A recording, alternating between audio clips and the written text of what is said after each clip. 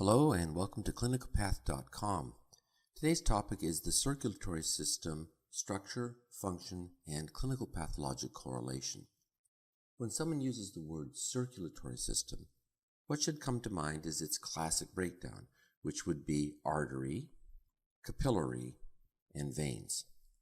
And when I say the word arteries, you should think about the elastic arteries, so that would be the aorta, muscular arteries, and that's going to be any of the named arteries, coronary arteries, femoral arteries, and so on.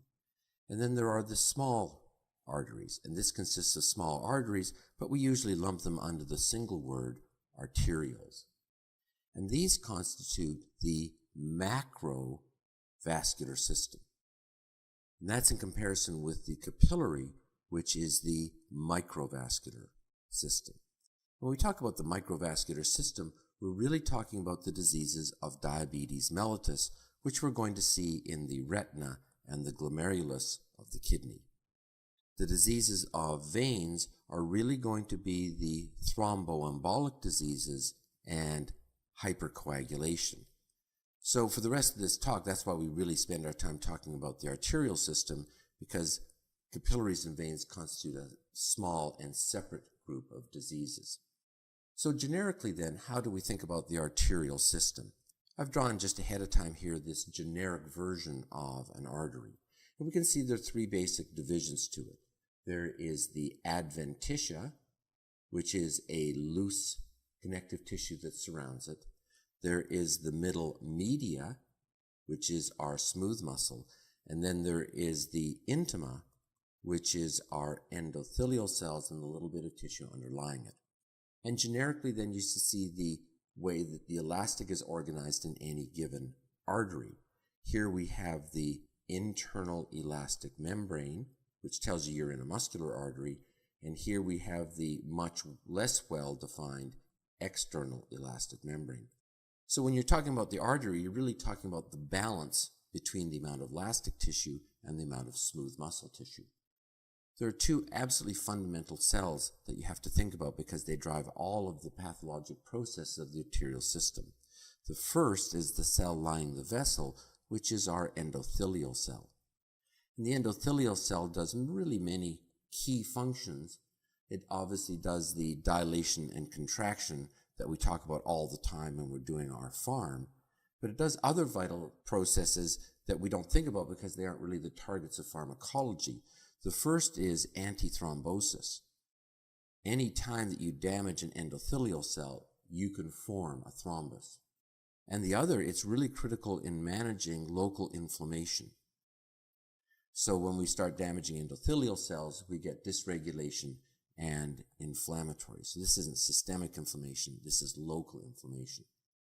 And the other key cell to think about when you're talking about vessels is to think about the smooth muscle cell.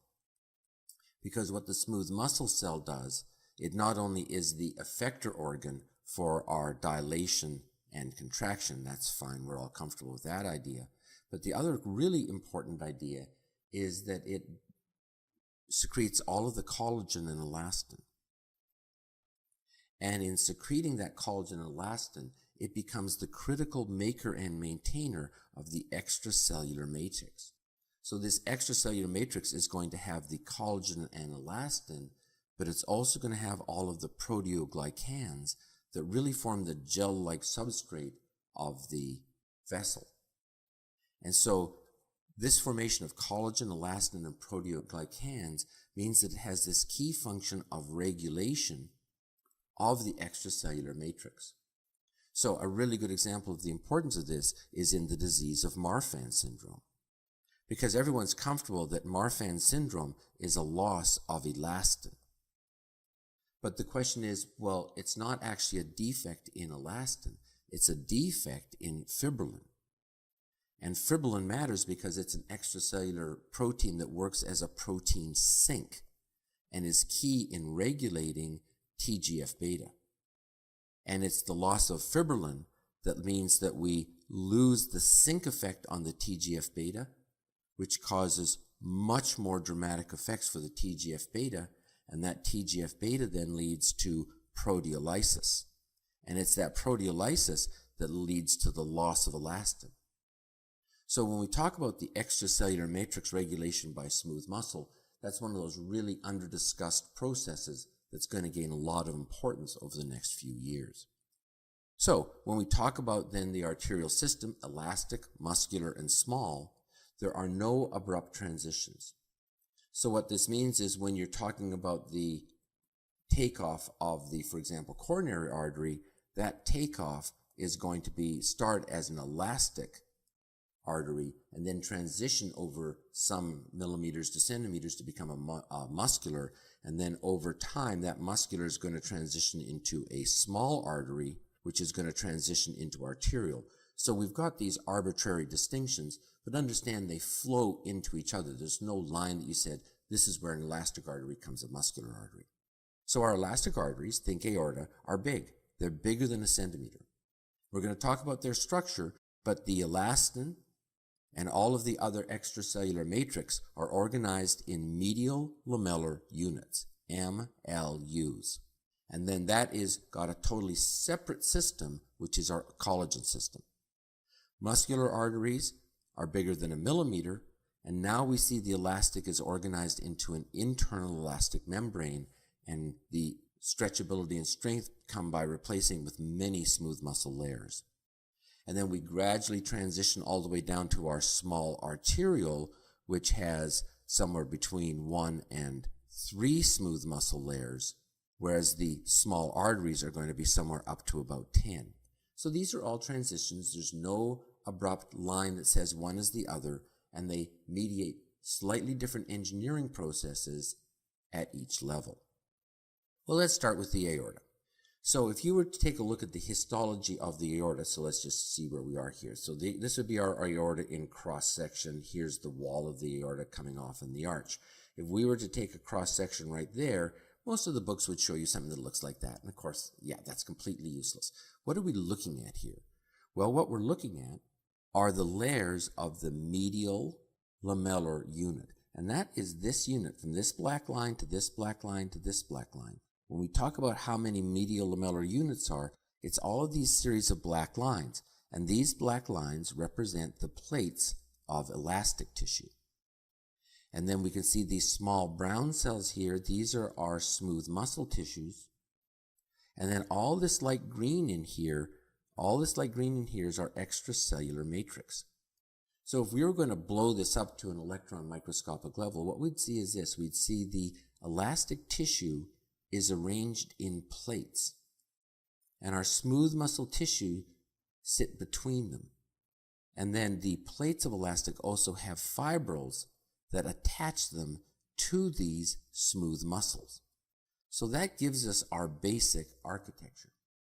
And then sitting in between, we can see that there's the extracellular matrix here and all the constituents of it. It's basically a gel-like proteoglycan.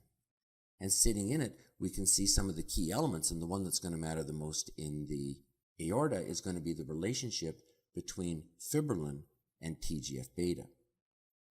So we can think of our blobs of fibrillin sitting in the extracellular matrix, and binding to it is going to be our TGF-beta. And this regulation of proteins by being bound to extracellular matrix constituents we see for lots of different proteins. And one can then imagine that in Marfan's disease, the decrease in fibrillin, the release of TGF-beta, and then the dysregulation of the extracellular matrix leading to the loss and fragmentation of our elastin. And then superimposed on this and also secreted by the smooth muscle cells is this weave of our collagen. And this weave of collagen, both type 1 and type 2, constitutes a second and separate connective tissue system. So we have our highly stretchy elastic system, and then we have our much more rigid collagen system made up of a mix of both type 1 and type 3 collagen. And we can see the presence of those two systems when we do a compliance of the aorta.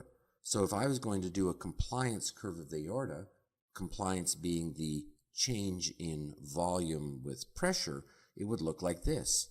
because we can see down here the highly elastic, stretchable side based on the elastic system, and then here the much more inflexible collagen system. So when you're thinking about the stretch of aorta, the initial response to the stroke volume of the left ventricle is going to be the elastic system, and then that pressure is going to rapidly rise as we move into the much less expansible collagen system. Well, when we apply that to the actual aorta ourselves, we can see that the aorta is not just this simple tube. It has a number of very specific regions that have very specific pathologic processes. The first region we want to talk about is this region right here. That is the aortic root. And it matters because it comes from a very complex embryology. And that embryology comes from several different processes. The first, there are many different lineage cells. So it can include cells of the neural crest, the endocardial cushion, underlying mesenchymal cells, and so that has to all fuse properly. The second point that matters is this is continuous with the cardiac skeleton of connective tissue. So if we were to blow up this picture right here, what we'd see is the reason we always show it dilated with that shape is we're really taking a look here at where the valves go. So these would actually be our sinuses right here. But if in it we were going to draw what the connective tissue that gives it strength, it would look like this. Here would be the rigid skeleton of our fibrous tissue, and what's characteristic about it is continuous down here with our mitral valve. So if we were to take a look at the structure of the root, we would see that about 2/3 of this is going to go down to our interventricular septum, and about 1/3 of it is going to be continuous with our annulus. And the reason that matters is that when you see a patient with aortic stenosis, you should think that this is a malformation. And that matters because it has many significant other associations. When we talk about the congenital associations of aortic stenosis, you should think about coarctation. It's the commonest defect that we see in Turner's disease. So is this a small little girl with a low hairline at the back of her neck? It's associated with patent ductus arteriosus. And the other important association is that in an adult, when you have this malformation, you don't have a normal ascending aorta. And so these patients are very prone to ascending aneurysms. So aortic root is the first thing we think about when we talk about the aorta. When we move to the ascending aorta, this actually has a larger diameter. So it's a big opening that in most people is somewhere between 2.5 to 3 centimeters. Because it receives the forced output of the full stroke volume, it has a thicker wall. When we talk about construction of it, it has around 60 medial lamellar units. And this is so thick that it means it has to have its own blood supply, so it has its vasa vasorum, blood supply to the blood supply. And then because it's getting that full contraction, it has an elastin to collagen ratio of 2:1. So when we talk then about, well, okay, that's fine, make me care, when we do the clinical pathologic correlation, when we talk about the diseases of the ascending aorta, its pathology specifically is cystic medial degeneration. And that's going to be different when we get down into the abdominal aorta. So when we talk about what gives me cystic medial degeneration, we're talking about hereditary causes, which include our Marfan's, where fibrillin gives too much activity of TGF-beta in proteolysis. But there's also a rare disease called Louis-Dietz. And it's important because it teaches us this idea on the other end of Marfan's, which it has an abnormal TGF-beta receptor. And so now we're going to see the exact same problem of the extracellular matrix and too much proteolysis. And then the last hereditary disease, no surprise, is going to be our Ehlers-Danlos, because that's going to be an abnormality of type 3 collagen, the second rigid structural component of the aorta. And then remember to add in as well our bicuspid aortic valve. Other diseases we can add in here is we can add in our diseases of the vasa vasorum, so that would be syphilis, and then we can take the acquired diseases because hypertension is going to be the commonest disease to give us aneurysms of the ascending aorta. So when you think of the ascending aorta, it's big, it's thick, it's really stretchy, it has a vasa vasorum, and it has its own specific pathology, cystic medial degeneration.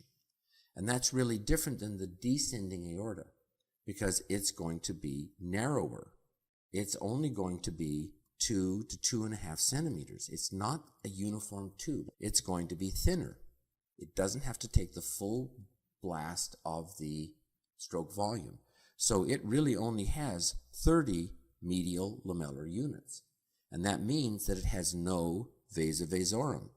So when you go looking for the aneurysms of syphilis, you're only going to find them in the ascending aorta.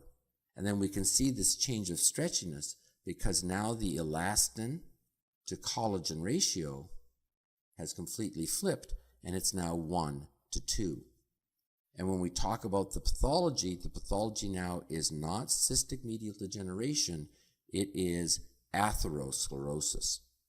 So aortic root, ascending aorta, and descending aorta have different architectures and different clinical meanings. Well, what about the muscular arteries?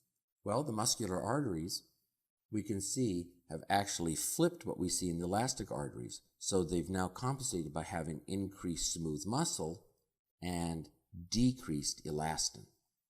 Their importance is that the smooth muscle is contractile, so obviously they're important for regional blood supply control. The thick wall makes them very resistant to collapse. And that's important in the design because obviously when we're in the joint areas and you're flexing them, they don't pinch off and occlude. The other odd idea that's really gaining a lot of thought is the idea of shear stress. And shear stress is the actual drag friction that you get as blood flows over a surface. And it turns out that having a good amount of shear stress is important when we come to the endothelium. It makes it healthy. It's important for epithelia to have it. So we think of shear stress, paradoxically, if it's not too high, as being protective.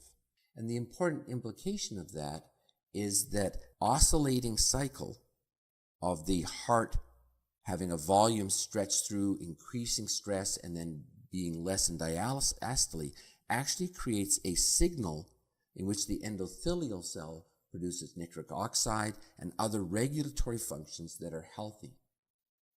So any time that we see a decrease in shear stress, and that's not intuitive, that's when we start to see all the diseases like atherosclerosis.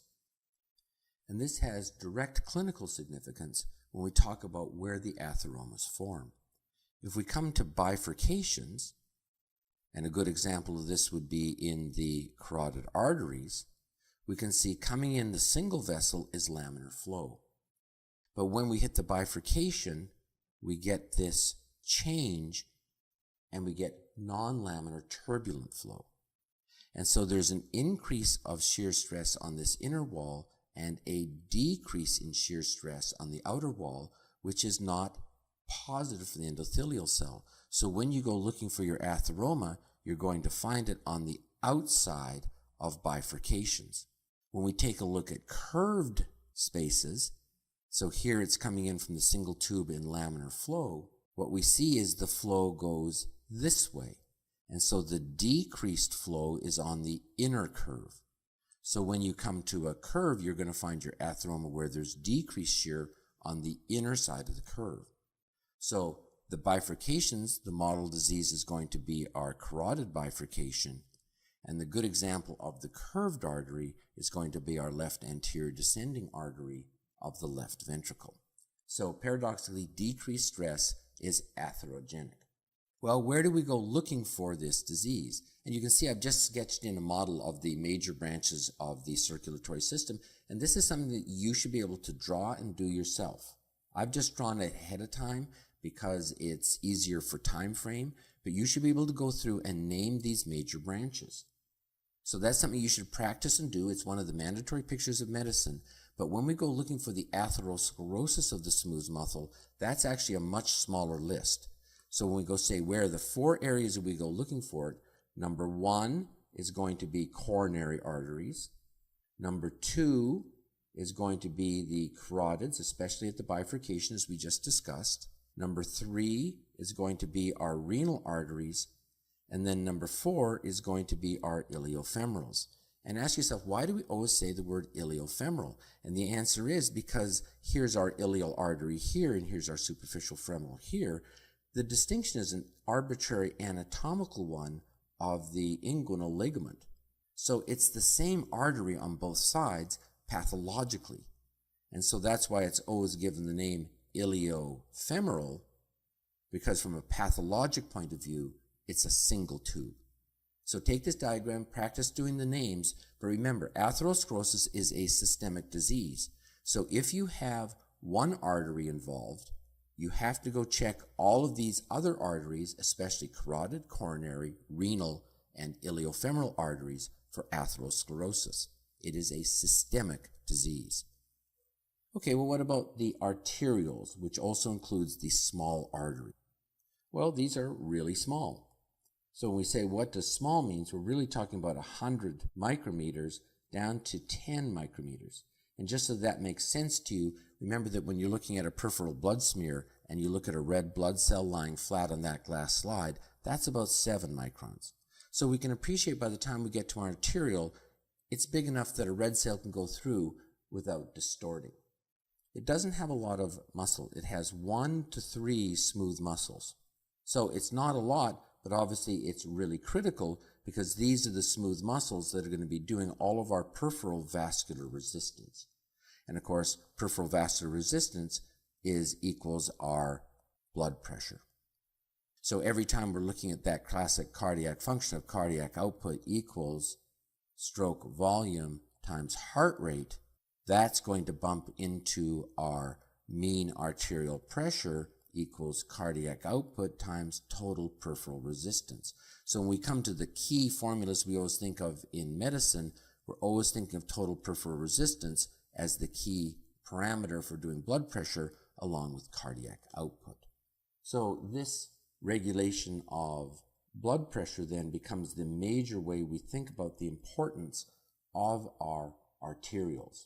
And in this, we're always thinking about the coronary artery disease as our model disease.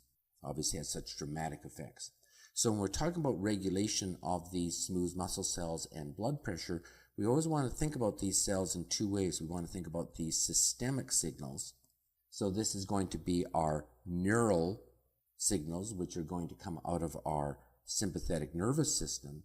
And then we want to think about our hormonal system, which is going to include things like the free epinephrine coming out of our adrenals and the angiotensin II, which is coming out of our RAS system.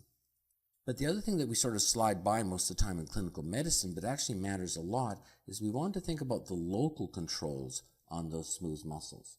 Because local controls always include our metabolites. You can go into any system, it can be skeletal muscle or any other, and once you get ischemia in the coronary arteries and skeletal muscles, the local production of adenosine causes vasodilation. And that makes sense, right? It's adenosine triphosphate. When it gets metabolized, goes to adenosine diphosphate and on then to basic adenosine. So adenosine becomes a really good marker of ischemia, and therefore that's going to then cause dilation. Other important metabolites, of course, we're very familiar with are going to include those secreted by the endothelial cell. There's this intimate relationship between the endothelial cell and our smooth muscle cell. So we've got those substances that dilate. That's going to include our nitric oxide, our prostaglandins, and there are going to be those that cause constriction. And that's going to be things like endothelin, and there's a lot of others, but we always let endothelin stand for all the rest. And so when we're talking about how that basically works, we're talking about the endothelial cells, which are going to release their nitric oxide, And when we come into our smooth muscle cell, that's going to upregulate our cyclase. And the cyclase is going to convert our GTP to our GMP, and that's going to result in a decrease in intracellular calcium and relaxation. So that then becomes an important pharmacologic target for medications such as nitroglycerin and nitroprusside. Just to end on a clinical note, remember that when we talk about coronary artery disease, one of the things we can get is we can get dysregulation of the endothelial cell so that it does not respond. It's a failure of release of nitric oxide when it is ischemic. So one of the things you're going to see is you're going to see your patients that don't have apparently severe disease that get angina because of this dysregulation and abnormal response of the endothelial cell. So when you're thinking about those small arterioles, thinking about those smooth muscle cells, remember there's systemic and local effects. Okay, so let's just finish up. The clinical pathologic correlation of vascular disease. Anytime you get a vessel that's damaged, there's only two things that it can do. It can either get a stenosis and occlude. And there's two ways you can get that occlusion. The first is you can simply get swelling and edema to block off the chamber. The other way that you can get stenosis is you can get a buildup of material. That can be a granuloma, that can be fibrosis, that can be extracellular matrix. So stenosis means narrowing and occlusion means closure. So anytime you have inflammation or buildup of material in the wall, it can occlude, and obviously that leads to ischemia. The other thing that happens with any pathology is you can weaken the wall. And that can be from things like a loss of elastic tissue that we see in Marfan syndrome, but it can also be due to inflammation. Anytime we have inflammation, remember, they release all of the serine proteases and all the other substances that are destructive from inflammatory cells. And so it can weaken and dilate. That's going to form our aneurysm. And if it gets weak enough, it can rupture. So anytime you're looking at a vessel that's got an ongoing process, anytime you image it, it's always going to look as though it has beading. Because what you're seeing in there is you're seeing your areas of stenosis alternating with your areas of weakening. So beading becomes the classic imaging of a damaged vessel. And every time you're looking at vessel disease of any pathology in any organ, you ask yourself, well, is this going to lead to occlusion or is this going to lead to dilation and rupture? And many processes do both. So that brings us to the end of this discussion. Thanks for listening. See you next time.